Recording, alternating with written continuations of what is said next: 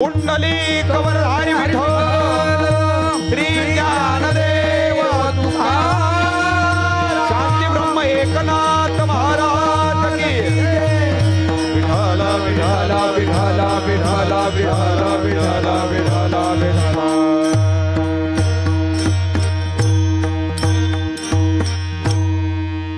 तर हरिमुखे म्हणा हरिमुखे म्हणा। आता आमच्या वारकऱ्यांसाठी हा मंत्र जीव की प्राण, पण हरिमुखे मनाकडे आमचं सर्वात जास्त लक्षण का लागतं, का लक्ष आम्हाला तो मंत्र आवडतो, तर त्याचं कारण सांगत असताना त्यातील पहिलं हरी ऐका, हा दुरुक्ती दोष आहे, पण हा आदरात दुरुक्ती दोष आहे। म्हणजे काही वेळेत एखादी गोष्ट फार महत्वाची असेल तर ती डबल डबल वारंवार सांगितली जाते। जुन्या काळचा दृष्टांत आहे, एका मुलाचं लग्न जमलं, मुलाला काही सख्खे मामा नव्हते, पण एक लांबच्या दूरदेशाचे मानलेले मामा होते, म्हणजे त्यांच्या घरातलाच व्यक्ती। मुलाचे वडील विचार करायला लागले, आता मुलाचं लग्न जमलंय पण मामाला पहिलं आमंत्रण येणं गरजेचं आहे, का तर मामा नसेल तर लग्नात कोण मुलगा उभा करणार, कोण मुलगी उभा करणार। नेमकं ज्या मामाचा विचार चाललेला तोच मामा त्या वडिलांच्या घरी म्हणजे त्या माणसाच्या घरी प्रगटला। वा वा वा वा वा, तुम्ही आलात, आम्हाला फार आनंद झाला, आत्ताच तुमची आठवण काढलेली। का हो? अहो तुमच्या एकुलते एक भाच्याचं लग्न जमलंय आणि ते लग्न तुमच्याशिवाय अजिबात लागणार नाही, तुम्ही लग्नात आला तरच लग्न होईल। तुमच्याकडेच आमंत्रण द्यायला आलेलो, देव पावला तुम्ही आमच्या दारात आला, त्याला जेवण करून घेऊ। जेवण करता करता ह्या वडिलांनी सांगायला सुरुवात केली, हे पहा तुमच्या एकुलते एक भाच्याचं लग्न किती तारखेला, 5 तारखेला आपण ठरवलेलं आहे। लग्नात तुम्हाला यावं लागलं, मी पुनरावृत्ती सांगतो कशी होती, तुम्हाला आवर्जून लग्नात यावं लागेल। ते म्हणले काळजी करू नका, घास खात काळजी करू नका, 1% 5 काय 3च तारखेला उपस्थित राहतो। जेवण झालं, बैठकीमध्ये बसले, आता जायची वेळ झाली। जायच्या वेळेस त्या वडिलांनी सांगितलं तेवढी 5 तारीख लक्षात ठेवा, 5चं विसरू नका। ते म्हणले काळजीच करू नका, 5चं आहे आवर्जून लक्षात ठेवतो, एकुलते एक भाच्याचं लग्न आहे आवर्जून येणार। आता ही झाली दुरुक्ती। त्यावेळेस सगळ्याकडे गाड्या नव्हत्या, एसटीने प्रवास। हे वडील त्या पाहुण्याला मुलाच्या मामाला बसमध्ये बसवायला गेले, बसमध्ये बसले, खिडकीजवळची जागा भेटली, हे खाली उतरले, खिडकीपाशी उभा राहिले, खिडकीतून ओरडून सांगायला लागले, काय सांगायला लागले असतील वर, तेवढं 5चं लक्षात ठेवा, 5चं लक्षात ठेवा, ते आपल्या तुमच्या एकुलते एक भाच्याचं लग्न आहे। ते इष्टीतून म्हणले काळजी करू नका, बसमधून म्हणले काळजी करू नका, 5ला काय 3लाच उपस्थित राहतो। जशी बस पुढे धावायला लागली तसे हे सांगायला लागले, पाहुणं तेवढं 5 5 5 याला म्हणायची पुनरावृत्ती। गोष्ट फार महत्वाची असेल तर तिथं पुनरावृत्ती केली जाते, तो सिद्धांत पटवून देत असेल तर महाराज पुनरावृत्ती केली जायची। एखादे शिक्षक मुलाला सांगतात, अरे बाळ्या किती वेळा सांगू, अभ्यास कर अभ्यास कर अभ्यास कर, हा झाला महत्वाचा संदेश, ही झाली पुनरावृत्ती। तसं ज्ञानोबराय सुद्धा हरिमुखे म्हणा हरिमुखे मनाशी पुनरावृत्ती करतात, त्याचं कारण पाहू ऐका, थोडी लक्ष ना करू। तर हरिमुखे म्हणा त्यातलं पहिलं हे दुःख निवृत्तीसाठी आणि दुसरं हरिमुखे म्हणा हे सुख प्राप्तीसाठी, हे झालं पहिलं कारण। त्यातलं हरिमुखे म्हणा हे पहिलं हे भगवंताच्या प्राप्ती करता आणि दुसरं हरिमुखे म्हणा पाप निघून जाण्याकरता। विठ्ठल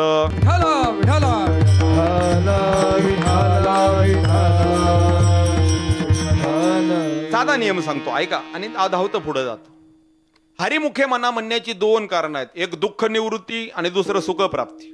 मानवी जीवन जगत असताना कोणी स्वतःच्या आयुष्याचा विचार करा, का दुःख निवृत्ती तदनंतर सुख प्राप्ती, तर साधा नियम आहे महाराज मानसशास्त्राचा, आयुष्यातील थोडं असणारं दुःख पसाभर असणारं सुख माणसाला सहजासहजी उपभोगू देत नाही।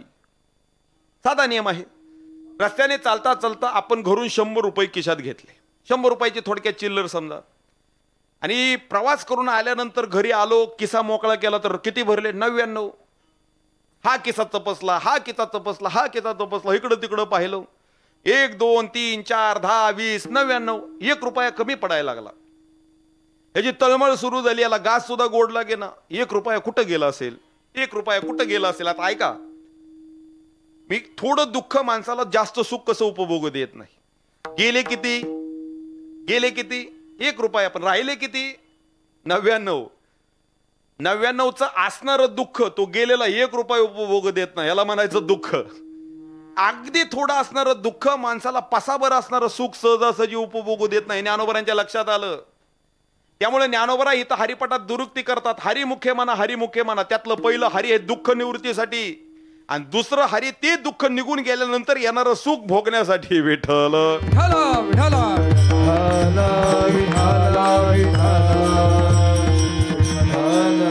मगाचे सांगितलं, हरिमुखे म्हणा हरिमुखे म्हणा. ज्ञानोबराय आम्हाला वारंवार सांगतात. 27 अभंगामध्ये प्रत्येक द्रुपदामध्ये ज्ञानोबराय घसात आणून सांगतात हरिमुखे म्हणा हरिमुखे म्हणा. पण आम्हाला पटणार नाही. ज्ञानोबराय तुम्ही हरिमुखे म्हणा हरिमुखे म्हणा म्हणता आणि आमचा स्वभाव तुमच्या लक्षात येत नाही. अవి तर काहीतरी फायदा असल्याशिवाय कोणालाच आम्ही जवळ करत नाही.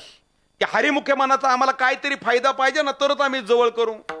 हरी हरी तुम्ही म्हणारे सकळ, देवा हरी हरी तुम्ही म्हणारे सकळ, हरी हरी तुम्ही म्हणारे सकळ, हरी हरी तुम्ही म्हणारे सकळ. येणे माया जाळ तुटतील, तेने माया जाळ तुटतील, तेने माया जाळ तुटतील, तेने माया जाळ तुटतील.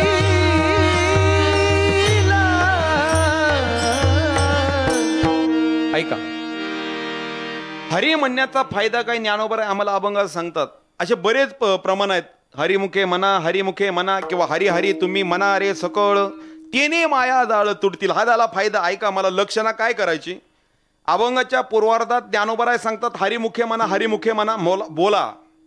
पण माणसाला ते पटत नाही. माणसाच्या मनाची भावना फायदा असल्याशिवाय कोणच लक्षात देत नाही. आता हेच पहा ना अभंग तुम्ही उच्चारलेला, हरी हरी तुम्ही म्हणा रे सकळ. अहो तुम्ही हरी हरी म्हणा. माणसं विचारत असतील काय म्हणून म्हणा. अहो त्याचा फायदा आहे, तेने माया जाळ तुटतील. हा झाला फायदा. तसं आजच्या अभंगात सुद्धा ज्ञानोबराय आम्हाला फायदा सांगतात. कसा ऐका. प्रश्न केला असेल ज्ञानोबराय तुम्ही हरिमुखे म्हणा हरिमुखे म्हणा आम्हाला म्हणायला होता. आपण आमचा स्वभाव असा, इथं फायद्याशिवाय आम्ही कोणाला जवळ करत नाही. तर ज्ञानोबराय तिथंच आम्हाला सांगतात पुण्याची गणना कोण करी कोण करी, पुण्याची गणना कोण करे, पुण्याची गणना. हरिमुखे म्हणा हरिमुखे म्हणा, मुखे म्हणा हरिमुखे म्हणा, हरिमुखे म्हणा हरिमुखे म्हणा, हरिमुखे म्हणा हरिमुखे म्हणा. पुण्याची गणना कोण करे, पुण्याची गणना कोण करे, पुण्याची गणना कोण करे, पुण्याची गणना.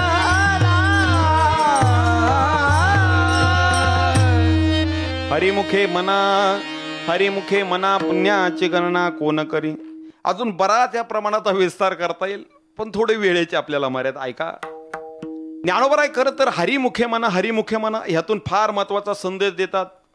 आम्हाला भगवंताजवळ जाणारी सुलभ अशी वाट मोकळी करतात. अजून एक फायदा सांगतात. आम्हाला जरा समाधान असावं का, तर फायद्याशिवाय आम्ही कोणाला जवळ करत नाही. मग हरिमुखे म्हणा का जवळ करायचं. अहो पुण्याची गणना कोण करी. पुण्याची गणना का.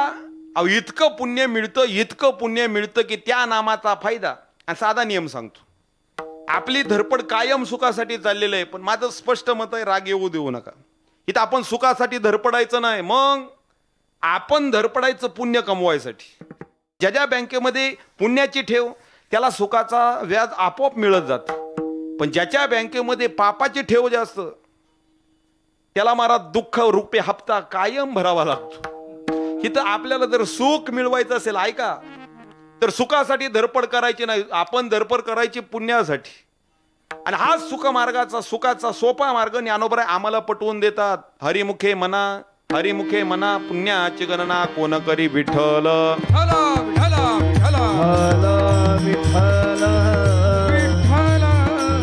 झालं सगळं. योग याग विधी झालं, दम्म धर्म झालं, त्या देवाचं आम्ही भजन सुद्धा करू. पण ऐका, ते भजन करत असताना नुसतं तोंडाने म्हणणं म्हणजे भजन नाही. परमार्थ करत असताना एक भावना लक्षात घ्या. परमार्थ हा तुमचा संसार सुपल करण्यासाठी नसतो. म्हणजे परमार्थाने तुमची परिस्थिती सुधारत नाही, तर परमार्थ हा तुमची मनस्थिती सुधारण्याकरता असतो. आणि जर ही मनस्थिती सुधारायची असेल तर ती मनस्थिती तशी ठेवणं गरजेचं आहे तुका म्हणे जेने राहे समाधान ऐसे ते भजन पार पावे. समाधान असेल तर माणसाचं भजन पूर्णत्वाला जातं. पण ऐका, पण ते भजन पूर्ण जर करायचं असेल तर नुसतं आरडून ओरडून भजन पूर्णत्वाला जात नाही. तर इथं एक फार महत्वाची गोष्ट लागते. आणि ती महत्वाची गोष्ट कोणती असेल तर ती गोष्ट ज्ञानोबा आमच्या समोर प्रकट करतात. अभंगाचं दुसरं चरण. भावे विना देव नकळे संदेह. भावे विना देव नकळे निसंदेह. भावे विना देव नकळे निसंदेह. भावे विना देव नकळे निसंग. तपे विना दैवत गुण्या गुणे. तपे विना दैवत गुण्या गुणे. हरी मुखे म्हणा. हरी मुखे म्हणा. हरी मुखे म्हणा. हरी मुखे म्हणा. गुरुविल्यानुभव कैसा कळे. गुरुविल्यानुभव कैसा कळे. हरी मुखे म्हणा. हरी मुखे म्हणा. हरी मुखे म्हणा. हरी मुखे म्हणा.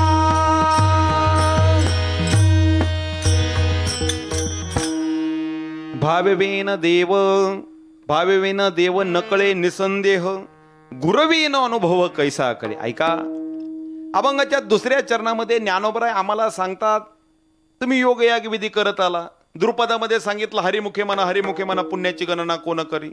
पण ते भजन करत असताना, ते कर्म करत असताना, ती साधना करत असताना तिथं भावना फार महत्वाची. तिथं जर तुमची भावना नसेल तर काही कामाचं नाही. का तर देव महाराज तुमचं काही पाहत नाही. देव ऐका, देव तुमच्याकडे किती संपत्ती आहे पाहत नाही. देव तुम्ही किती देखणे दिसतात ते अजिबात पाहत नाही. अजिबात नाही, अजिबात. गवळ्यांची ताक पिरे कोण पोरे चांगली, एवढा त्यांचा छंद देवा काय सेवा भक्ती ते. गोपाळांची पोरं काय देखणे होते का म्हणून देव त्यांचं उष्ट खात होता. बाकीचं जाऊन द्या. पोये सुदामा देवाचे फके मारे कोरडीचे. थोर प्रेमाचा भुकेला हाचे दुष्काळ तयाला. अहो त्याने सुदामाने माझ्यासाठी मिष्ठान्नाचं पक्वान आणलंय का बघितलं नाही. नवे नवे विदुरा घरच्या भक्षुनी कन्या परमानंद झाला.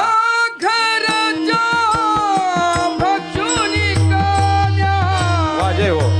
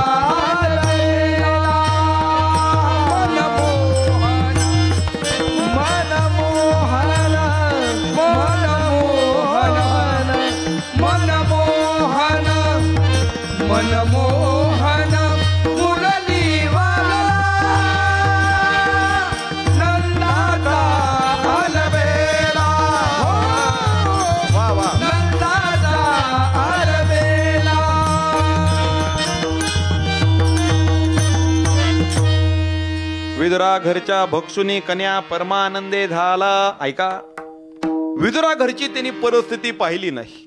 दुर्योधनाच्या मिष्ठांवर त्यांनी लाथडलं, पण विदुरा घरच्या कन्या बक्षून मारा स्वतःला तो परमानंदी झाला. का? तू तुम्ही काय वाहिलंय पाहत नाही. पत्रम पुष्पम फलम तो योमे भक्त्या प्रयचते. तुम्ही पान वा फूल वा काही वाहिलं तरी नाही. अहो द्रौपदीने काय वाहिलं होतं? एक फक्त भाजीचं पान, पण परिणाम द्रौपदीवर इतका उपकार केला. सुदैवाने मुष्टीभर पोहासाठी गाव सुवर्णाचा तिथं लागा. मुठभर पोह्यासाठी त्याने आक्त सोन्याचं नगर त्या आमच्या सुदाम देवाच्या नावावरती करून टाकलं. त्याला दुसरं काय लागत नाही. तिथं फार महत्वाचं ती म्हणजे भावना. भावेबेन देव नकळे निसंदेह. ज्ञानोबराय सांगतात, जर ती भावना तुम्ही नाही ठेवली तर तुम्हाला देव अजिबात समजणार नाही. का तर तो देव समजायचा असेल तर भावना फार ठेवणं गरजेचं. आणि त्या देवाला महत्वाचं काय असेल तर त्याला दुसरं काय महत्वाचं नाही. अंतरीची घेतो गोडी पाहे जोडी भावाची. देव सोयरा देव सोयरा देव सोयरा दिनाचा विठ्ठल.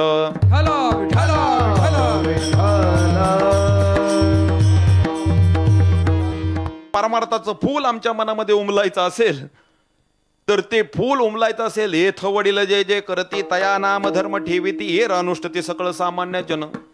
इथं मोठी माणसं जशी करतात, वडील जसे वागतात तसा मुलगा वागायचा प्रयत्न करत असतो. मग अनुभव येण्यासाठी कोणाचा तरी हात पकडणं फार गरजेचं आहे. का तर आईच्या पोटातून जन्माला येताना कोणच ज्ञानोबराय म्हणून जन्माला आलं नाही. तर कोणाला तरी आपला आयडॉल मानावं लागतं आणि कोणाच्या तरी पाठीमागं चालावं लागतं. पण कोणाच्या पाठीमागं चालावं हे आपल्या लक्षात आलं पाहिजे. नाहीतर अलीकडे कलियुगात असं झालंय, हुरळल्या मेंढ्या लागल्या लांडग्याच्या पाठीमागं. मग तोच लांडगा त्या मेंढ्यांना जंगलात नेतो, पुंडली कवरदारी म्हणून पोट भरतो. ज्ञानोबराय सांगतात, भावीविना देव नकळे निसंदेह. पण कधी गुरुविना अनुभव कैसा कळे. तुम्ही गुरुच्या संगतीत गेल्याशिवाय हा परमार्थाचा अनुभवाचा उपभोग तुम्हाला घेता येणार नाही. सद्गुरु वाचूनी सापडे ना सोय. सद्गुरु वाचूनी सापडे ना सोय. सद्गुरु वाचूनी सापडे ना सोय.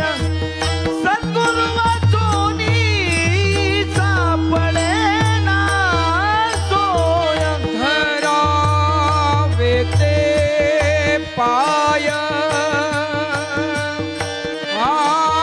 आधी आधी आपण करी के करती जाताळ. आपणा सारखे घरी जाता.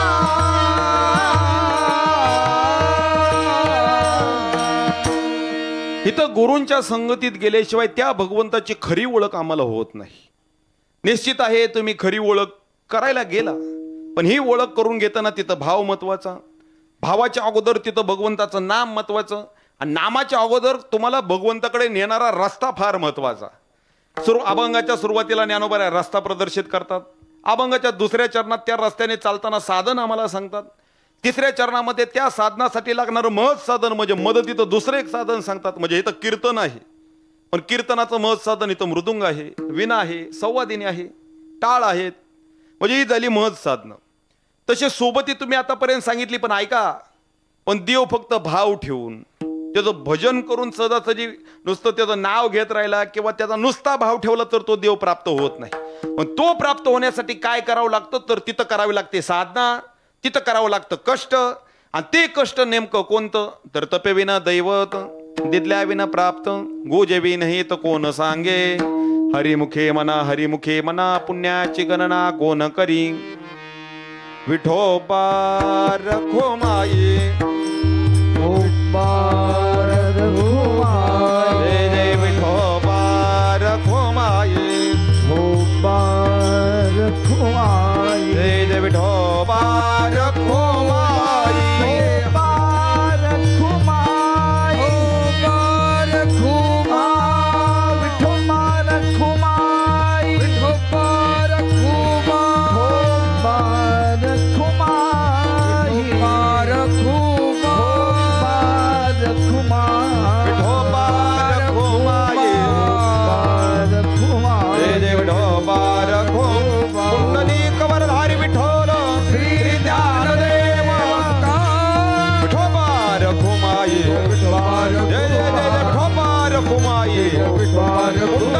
कवरधारी विठ्ठल श्री ज्ञानदेव शांती ब्रह्म एकनाथ महाराज की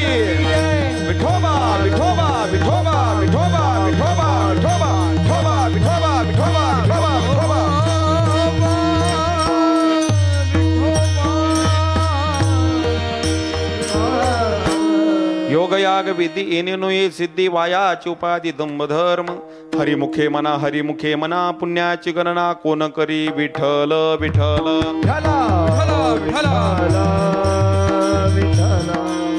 अभंगाचं चौथं चरण आपण अगदी धावत न चाल घेता घेतलं. तपेविन दैवत दिदल्याविन प्राप्त गुजेविन हित कोण सांगे. ऐका, परमार्थामध्ये आल्यानंतर तुम्ही नुसती भावना ठेवून काही नाही. का तर प्रगतीच्या मार्गावर यायचं असेल तर नुसतं विचार करून काही होत नाही, तिथं क्रिया सुद्धा करावी लागते. इथं तुम्ही परमार्थामध्ये आलात पण परमार्थामध्ये येऊन नुसतीच भावना ठेवली आणि त्याचं भजनच नाही केलं तर असं काय होत नाही. तिथं साधना ही फार महत्वाची. त्याची खरी सेवा त्याच्या भय काय जीवा. ज्याची खरी सेवा असेल त्याच्या जीवाला भय नसतं. तपेविन दैवत दिदल्याविन प्राप्त म्हणजे ऐका, इथं तप केल्याशिवाय साधना केल्याशिवाय तो देव तुम्हाला प्राप्त होत नाही. साधा नियम आहे. का साधा नियम आहे? आमचे नामदेवराय सांगतात, घेसी तेव्हा देशी ऐसा असशी उदार. काहीतरी घेतल्याशिवाय देव तुम्हाला काही देत नाही. द्रौपदीवर त्याने कृपा केली पण द्रौपदीकडून भाजीचं पान घेतलं. सुदामावरती कृपा केली पण अगोदर मुष्टीभर पोहे घेतलं. म्हणजे काहीतरी घेतल्याशिवाय तो कोणाला काहीच देत नाही. इथं तप करणं फार महत्वाचं. इथं कष्ट करणं फार महत्वाचं. तुम्हाला भगवंत प्राप्त करायचा आहे, तुम्ही क्रिया करा, त्याचं भजन करा. दिन रजनी हाची धंदा गोविंदाचे पवाडे, त्याचं भजन करा. मग देवाकडे अपेक्षा ठेवा, तू माझं चांगलं कर, काय कर. का तर एक साधा नियम आहे. एक सुभाषित असं येतं, इथं कष्ट केल्याशिवाय कोणालाच काही मिळत नाही. मग ते आपण पारमार्थिक असू द्या किंवा संसारिक असू द्या. सिंह हा जंगलाचा राजा आहे. सिंहाने विचार केला, आता मी जंगलाचा राजा आहे, मी निवांत जरी झोपून राहिलो तर हरिणांनी माझ्या तोंडात येऊन प्रवेश करावा, असं अजिबात होत नसतं. इथं कष्ट केल्याशिवाय सिंहाला सुद्धा शिकार मिळत नाही. उद्यमेन सिद्धंती कार्यानी नमोरतही नाही शिवस्य जीवस्य मुखे प्रवेशंती मृगा. शांत झोपलेल्या सिंहाच्या तोंडात हरिण जाऊन प्रवेश करत नाही, मला खा असं म्हणत नाही. तिथं सिंहालाही महाराज कष्ट करावं लागतं, शिकार करावी लागते. म्हणजे ऐका, इथं कष्ट नावाचा घाम गळल्याशिवाय, ऐका, कष्ट नावाचा घाम गळल्याशिवाय प्रगती नावाचा सुवास सगळीकडे दरवळत अजिबात नसतो. अरे मित्रा, जर तुला काही मिळवायचं असेल तर असं कष्ट कर की प्रगती नावाचा नगारा, प्रगती नावाचा ढोल अख्ख्या गावभर वाजला पाहिजे. म्हणजे कष्ट इतक्या शांततेत करावं लागतं की प्रगती नावाचा ढोल मग तदनंतर वाजत असतो. ज्ञानोबराय सांगतात, तप केल्याशिवाय साधना केल्याशिवाय तो देव तुम्हाला मिळत नाही. पण ऐका, तो देव मिळावा त्यासाठी मार्ग जरी सांगायचा झाला तर गुजेबी नाही तर कोण सांगे. त्या गुरूंशिवाय आपल्याला तो मार्ग कोण सांगणार आहे? त्या संतांशिवाय आपल्याला कोण मार्ग सांगणार आहे? तुम्ही उगत आडाम तडामाच्या नाती न लागता उगच हुराळ्या मेंढ्या, मी मगाशी सांगितलं, नको त्याच्या पाठीमागं जाऊन जीवनाचं उजं वाटोळं करण्यापेक्षा अशा माणसाच्या पाठीमागं जावा की त्याच्या पाठीमागं चालल्यानंतर स्वतःच्या जीवनाचा उद्धार होईल. नाहीतर अलीकडचं कलियुग आहे महाराज, इथं वाट दाखवण्यापेक्षा वाटा लावणाऱ्यांची संख्या वाढली. समाजात यांचा पदर धरा, ऐसियाचा पदर धरा, ऐसियाचा पदर धरा, ऐसियाचा पदर धरा. येणे देव येईल घरा, येणे देव येईल घरा. ऐसे पदराचे धनी, ऐसे पदराचे धनी. येणे देव येईल घरा, तेने देव येईल घरा. ऐसियाचा पदर धरा, ऐसियाचा पदर धरा. वा, फार समर्पक प्रमाण दिलं. ऐसियाचा पदर धरा, आशा सोबत चाला की त्याच्या सोबत चालल्यानंतर देव आपल्या घरी आला पाहिजे. आशा सोबत चाला की त्याच्या सोबत चालल्यानंतर देव घरी आला पाहिजे. नाहीतर आशा सोबत चालू नका की त्याच्या सोबत चालल्यानंतर राक्षस आपल्या घरी येऊन राहील. ज्ञानोबराय सांगतात की तुम्ही तप करा, साधना करा, पण कोणाच्या सोबत करा तर गुजेविन हित कोण सांगे. त्या गुरूंशिवाय जर तुम्हाला हिताचा मार्ग कोण सांगणार नाही. हा हिताचा मार्ग सांगत असताना मी मगाचीच एक वाक्य वापरलं. ज्ञानोबराय सुद्धा ते सांगतात, इथं स्वतःचं कल्याण करायचं असेल तर नको त्याच्या पाठीमागं चालून स्वतःच्या जीवनाचं कल्याण होत नसतं. मैत्री अशा सोबत असावी, आपला एक तरी मित्र वारकरी माळकरी धारकरी असावा. त्या मित्राने आरशासारखं आपलं जीवन दर्शवावं, चुकल्यानंतर चूक आणि बरोबर वागल्यानंतर बरोबरच म्हणावं. ज्ञानोबराय सांगतात, मी नको त्याच्या सोबत चाललो नाही. बाकीच्यांचं सोडा, मी बाकीच्यांचा नाही, स्वतःच्या जीवनाचा अनुभव सांगतो. आणि हा अनुभव ज्ञानोबराय दृष्टांतातून देतात. अभंगाचं शेवटचं चरण. ज्ञानदेव सांगे दृष्टांताची मात. ज्ञानदेव सांगे दृष्टांताची मात. ज्ञानदेव सांगे दृष्टांताची मात.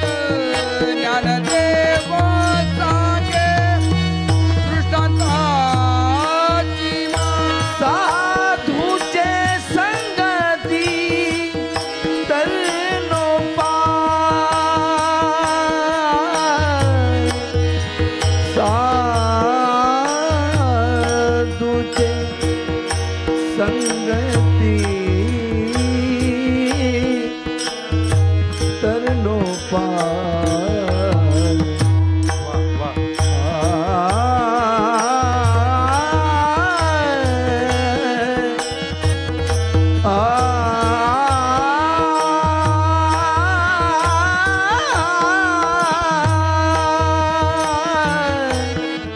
साधूचे संगती तरणो पाय. साधूच्या संगती तरणो पाय.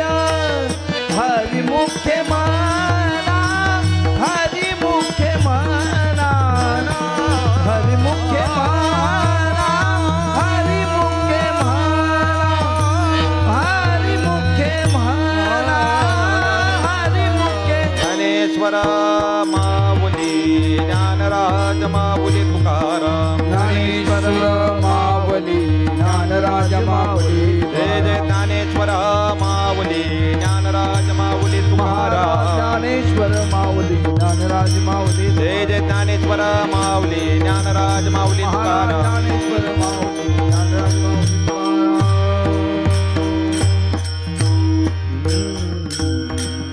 योग याग विधी येणे नुये सिद्धी वायाची उपाधी दंभ धर्म.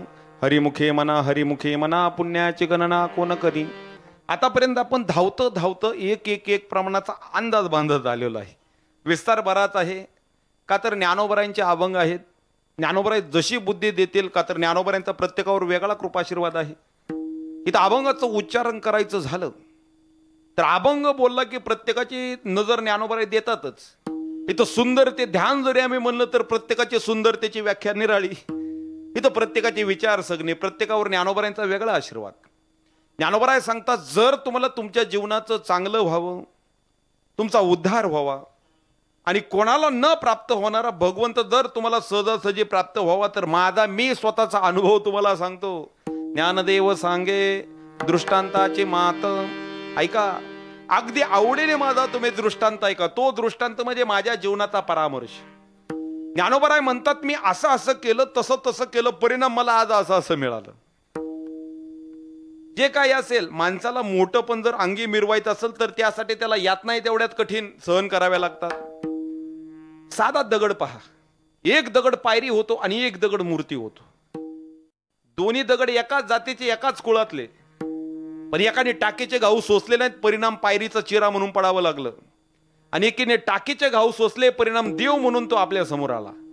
ज्ञानोबराय सांगतात असं तुम्हाला परमार्थ करत असताना निश्चित कष्ट करावं लागेल. तपेविना दैवत, हे कष्ट आहे.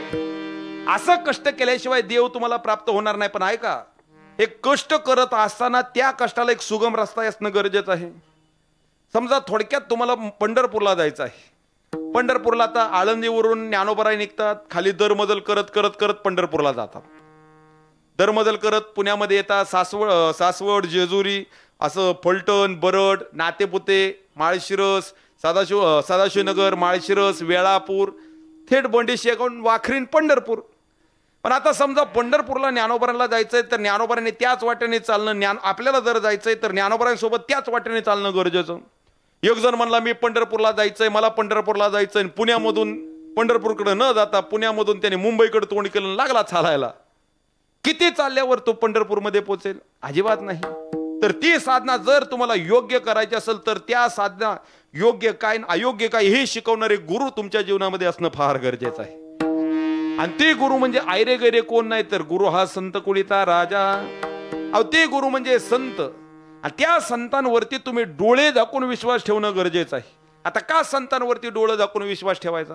ज्ञानोबराय म्हणतात का ठेवू नका, मी ठेवला म्हणून तरी ठेवा. आम्ही माझा स्वतःचा दृष्टांत सांगतो. ज्ञानदेव सांगे दृष्टांताची मात, साधूचे संगती तरुणोपाय. त्या साधूच्या संगतीत गेल्याशिवाय तुमच्या जीवनाचा उद्धार होणार नाही. काळ्या दगडावरची पांढरी रेष विठ्ठल.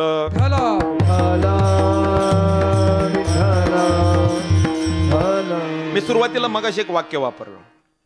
इथं कलियुगामध्ये जगत असताना आपल्याला आपले शुभचिंतक, आपल्याला आपले हितचिंतक ओळखता येणं फार गरजेचं आहे.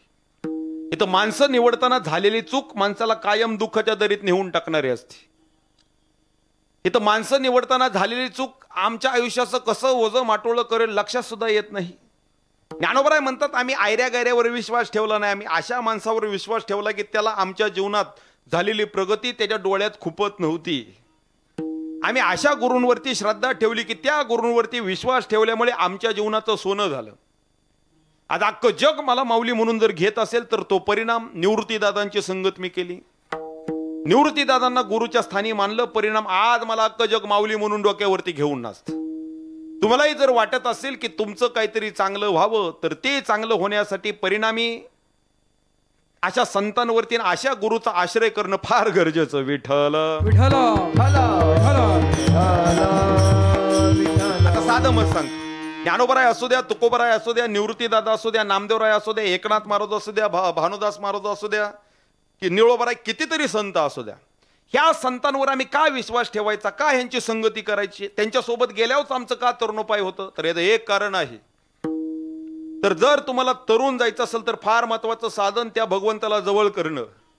आणि तो भगवंत तुम्हाला इकडं तिकडं कुठं दिसत नाही. मग तयापासे पांडवा मी हरपला गिवसावा, जेत नाम घोष बरवा करते माझा. जिथं जिथं भगवंताचं भजन आहे तिथं तिथं देव उभा असतो. त्या रामायणामध्ये एक फार सुंदर एक श्लोक येतो, ऐका. देवाची जागा तुम्हाला सांगतो. निद्रा प्रयुखल कुंभकर्णो हतस्समेके रोगुकेन वैधव्य आपदस्य कांता श्रोतुम समायातो कथाम पुराणो. कीर्तनामध्ये झोप येण्याचं आणि देवाची जागा असण्याचं एक दोन कारण ह्या श्लोकामध्ये येतात, ऐका. बऱ्याच वेळा माणसाला दुसरीकडे झोप लागत नाही पण कीर्तनामध्ये लागतेच लागते. त्याचं एक कारण ह्या श्लोकात येतं. आणि देव नेमका कुठं आहे त्याचं एक कारण ह्या श्लोकामध्ये येतं. कोणतं? प्रभू रामचंद्रांनी कुंभकर्णाचं युद्ध झाल्यानंतर कुंभकर्णाला मारून टाकलं. हातच धातूचा अर्थ होतो तोडणं, मारणं, ताडण करणं. जसं कुंभकर्णाला मारलं तशी कुंभकर्णाची आवडती बायको तिला वैधव्य प्राप्त झालं. वैधव्य आपदस्य कांता. आता कुंभकर्णाची आवडती बायको कोण? श्लोकाच्या पूर्वार्धात सांगितलं निद्रा प्रयुखल कुंभकर्णो. ती आवडती बायको जसा नवरा मेला तशी ती विचार करायला लागली, आता माझा नवरा मेला, आता मी जगून तरी काय करावं. नाही मरता येत आता, तर आजपर्यंत मी चांगलं काही केलंच नाही. नाही ऐकले गायले गीत, धरली लाज सांडले हित, नावडे पुराण बैसले संत गेले बहुत परनिंदा. आजपर्यंत मी कोणाचं चांगलं व्हावं असा मनात निर्धार सुद्धा कधी आणला नाही. तो सरकारने नियम काढला, झाडे लावा, झाडे जगवा, पाणी अडवा, पाणी जिरवा. आमची बुद्धी आजपर्यंत अशी चालली, पाणी अडवा, पाणी जिरवा ना, ह्याला अडवा, त्याची जिरवा, त्याला फाडा, त्याला मोडा. परिणामी ती झोप म्हणली जाऊन दे, आता काही चांगलं केलं नाही, माझा नवरा मेला, आजपासून परमार्थ करायचा. अपरमार्थाचे दिवस तिचे. मग ती कोणाला शरण गेली? रामप्रभूंना शरण गेली. परिणाम असा झाला, जशी रामप्रभूंना शरण गेली, आता देवाची जागा कुठं असते? भगवंतच सांगतो, तयापासे पांडवा मी हरपला गिवसावा, जेथ नाम घोष भरवा करते माझा. माझे भक्त गाती वा वा.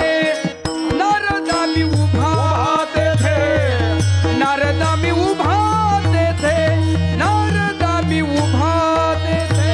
माझे भक्त गाती जेथे, नारदा मी उभा तेथे, नारदा मी उभा तेथे, नारदा मी उभा तेथे.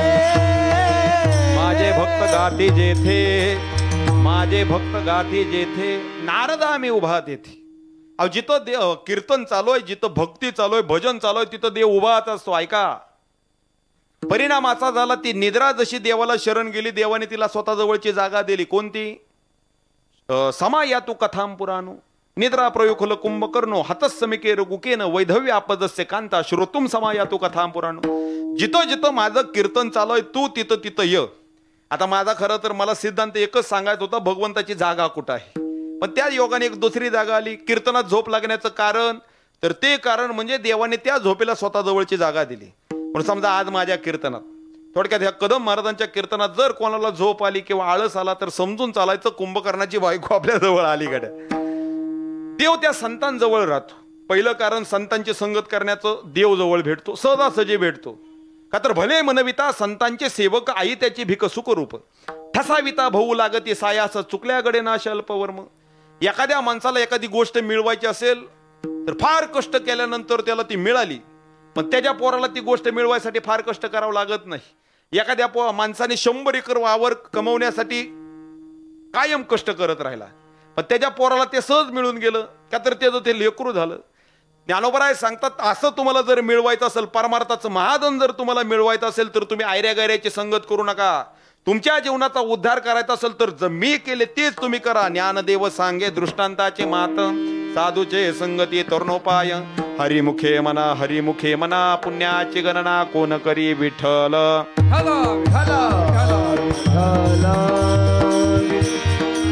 अजून विषयाची कितीतरी व्यापकता पाहता येईल. खरं तर आजच्या अभंगातून हरिपाठ म्हणायचा झाला तर हरिपाठातून 2च गोष्टी शिकायच्या, एक नाम आणि दुसरी संगत. कोणताही तुम्ही अभंग आणा, त्या अभंगाची संधी आपल्याला 2 शब्दाची मांडतात येते. हरिमुखे म्हणा, हरिमुखे म्हणा ही दुरुक्ती झाली, ती आदरात दुरुक्ती, नामाचं महत्व पटवण्यासाठी.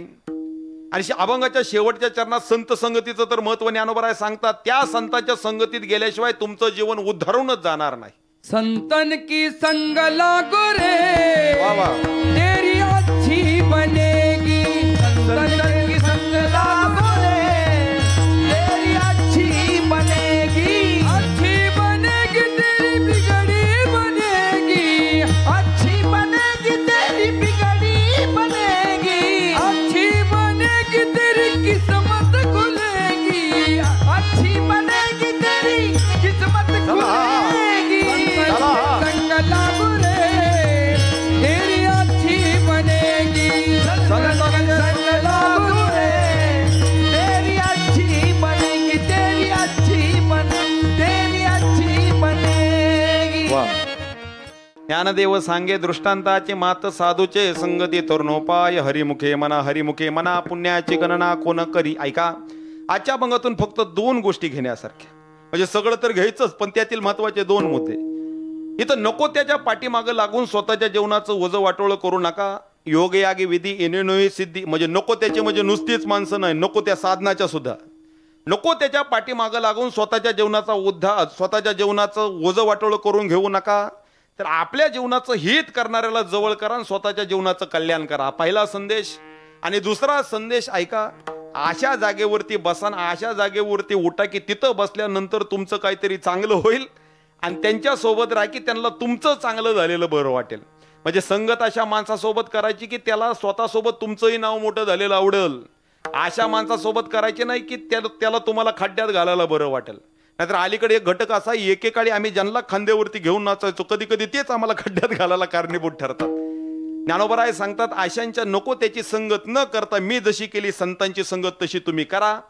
परिणाम तशी संगत केली तर तुम्हाला पुण्यही मिळेल, तुमच्या जीवनाचा उद्धारही होईल. हरिमुखे मना पुण्याची गणना कोण करी.